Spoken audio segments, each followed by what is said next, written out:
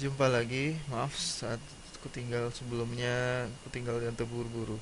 Tapi saya berharap kita mendapat kesimpulan bahwa sebuah pengukit sederhana seperti ini, dan jika saya mengetahui jarak dari tempat gaya yang saya berikan ke titik pengungkit, dan saya tahu jarak dari titik ungkit ke tempat gaya itu diteruskan, maka saya mendapatkan hubungan antara kedua gaya itu.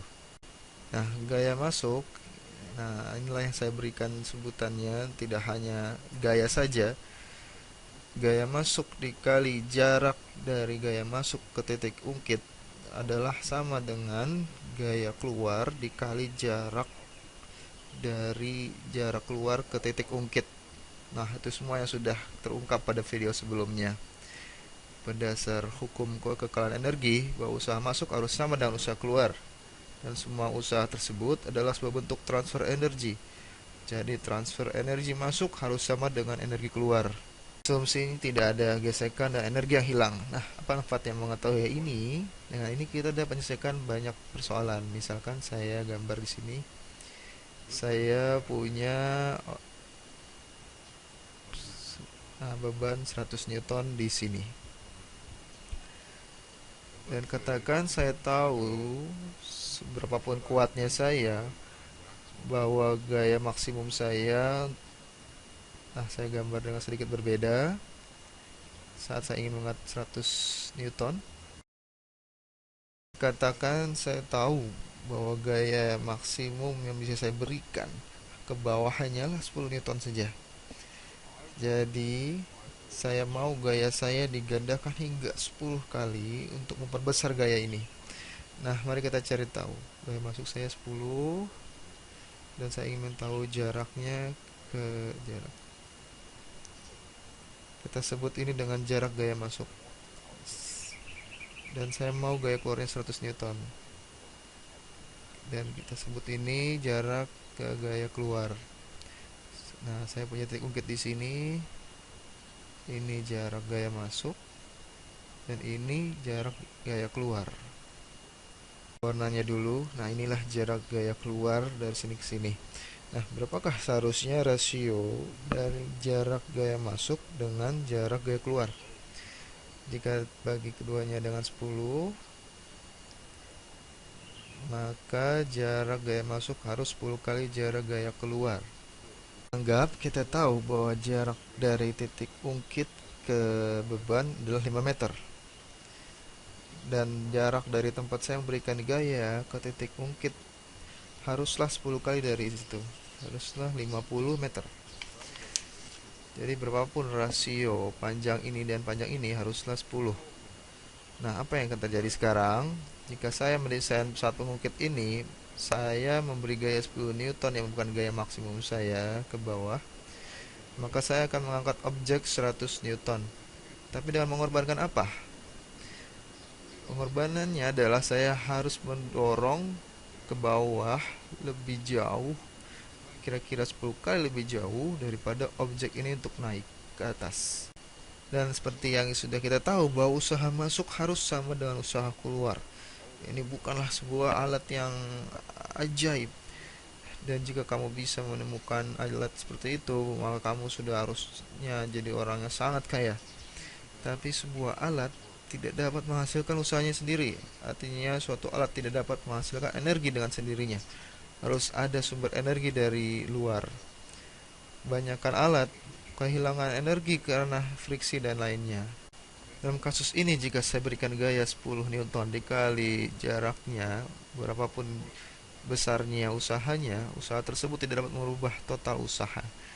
Ia hanya akan berubah jika ada friksi dalam sistem. Lanjutkan.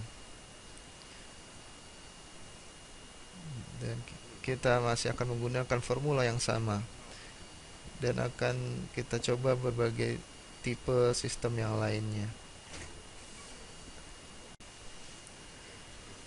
Nah, saya akan menggunakan mengklik garis ini. Kamu selalu bisa membuat berbagai macam soal dengan berbagai macam faktor atau situasi menggunakan yang sudah kita pelajari. Nah, misalkan saja saya akan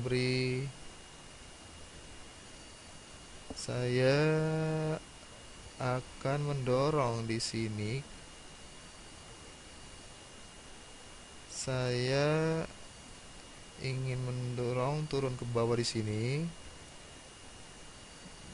dengan jaraknya misalkan di sini adalah 35 meter dan di sini 5 meter.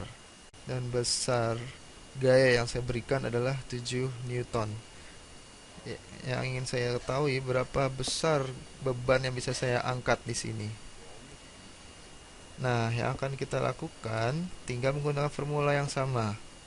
Tapi momennya sudah sempat saya sebut di video sebelumnya bahwa momen dari kedua sisi haruslah sama. Atau artinya momen masuk sama dengan momen keluar. Untuk yang belum tahu momen adalah gaya dikali jarak gaya ke titik ungkit. Jadi input momennya 7 Newton dikali 35 meter. Dan agak perhatikan bahwa momen bukanlah usaha, karena jarak untuk usaha yang dipakai bukanlah 35 meter, tapi jarak yang dipakai usaha adalah yang ini.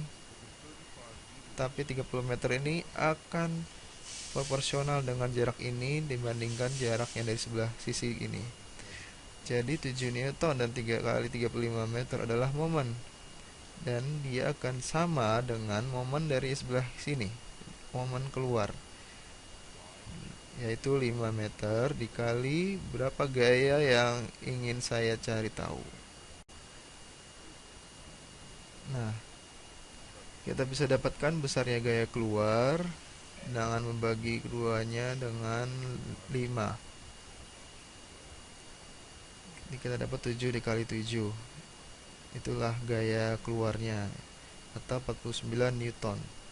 Nah, kamu bisa lihat bahwa panjangnya di sisi ini adalah 7 kali dari panjang di sisi ini. Kesimpulannya, jika kamu berikan gaya 7 Newton, maka gaya keluarnya adalah 7 kalinya. Dan tentu saja untuk memudahkan balok 1 meter naik, kamu harus mendorong ke bawah hingga 7 meter. Dan itulah kita tahu bahwa usaha masuk sama dengan usaha keluar. Saya harap kamu tidak bingung dan cukup mengerti bagaimana cara kerja pesawat pengungkit. Dan pada video-video berikutnya saya akan kenalkan berbagai alat jenis lainnya seperti misalnya linggis. Mari kita bertemu lagi di video berikutnya.